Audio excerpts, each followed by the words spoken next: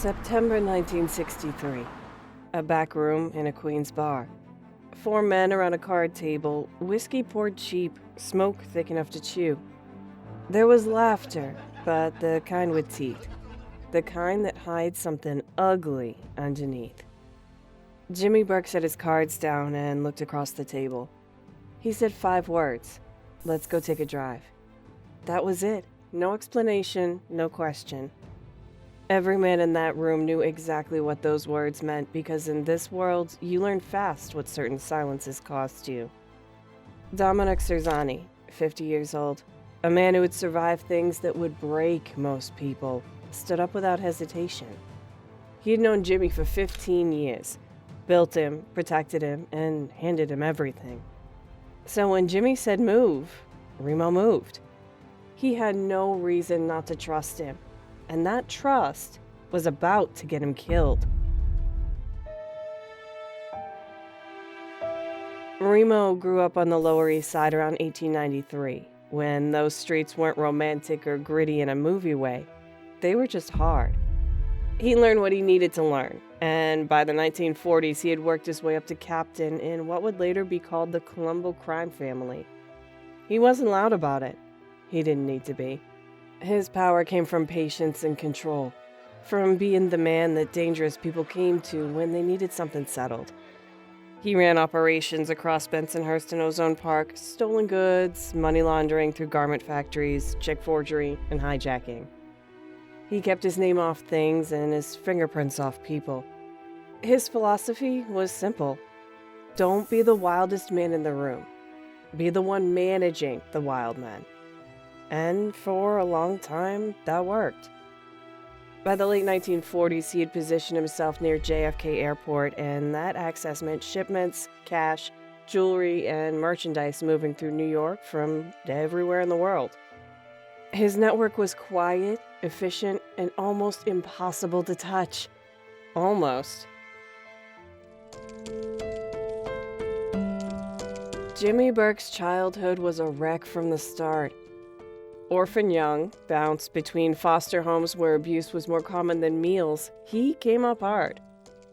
At 13, a car accident killed his foster father, and Jimmy carried the weight of that, the blame, the anger, for the rest of his life. Reformatories became more familiar than open streets.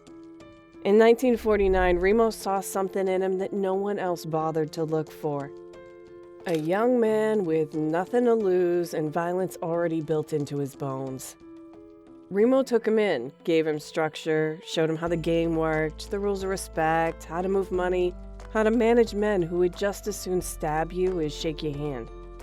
He even gave Jimmy a nickname, the Irish Guinea. Half joke, half invitation into a life that would define him completely. For the next decade, they were inseparable. Partners, family, the kind of bond that only forms when 2 people have shared real danger together. Throughout the 1950s and into the early 1960s, Burke and Serzani ran everything together. Hijacking, garment district laundering, forged checks moving through Queens and Brooklyn. All of it coordinated, all of it split between them. Sometimes 50-50, sometimes adjusted based on who put up what. But the numbers, they were secondary to the relationship. They spent holidays together with their wives, took trips, and on the surface, it looked almost normal. Just 2 men who trusted each other in a world where that was nearly impossible. Burke absorbed everything Remo taught him. Not just the skills, but the thinking. How to build a network, how to maintain influence without showing your hand. How to keep men who could hurt you in line without making them feel cornered. For Jimmy, Serzani wasn't just a boss or a mentor. He was the closest thing to family he had ever had. Which is exactly what made what came next so devastating.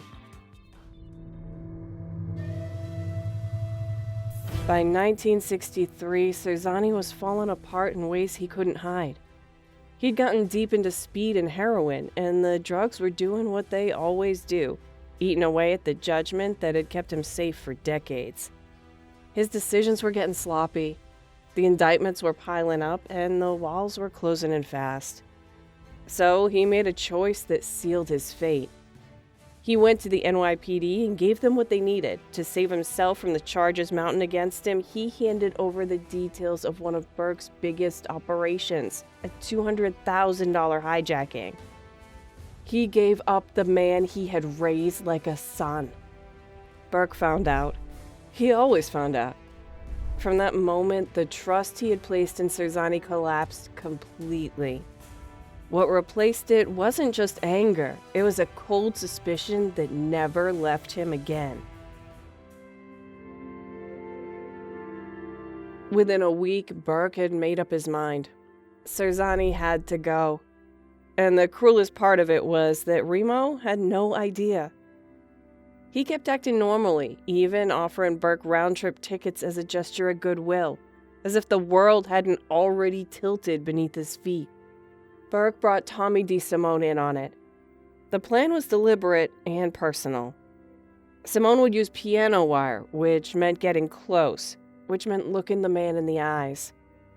This was not a long-range hit. It was intimate by design. They chose the bar and the nearby lots because Serzani would be comfortable there, which made him easier to manage. The evening started the way it always did. Poker, whiskey, the usual noise of men who thought they were untouchable. Then Burke said those 5 words, and everyone got in the car. They drove to the lot behind Mumu Veda's dress factory, the one that had both their names on the paperwork. Simone looped the piano wire around Serzani's neck, and Remo fought hard, with everything he had, kicking and clawing. But it didn't matter. The fighting only made it worse. When it was done, they buried him shallow in the bocce courts behind Robert's Lounge.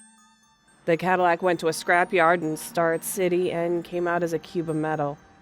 And then Burke and Simone came back to the bocce courts and played cards on top of the freshly cemented grave.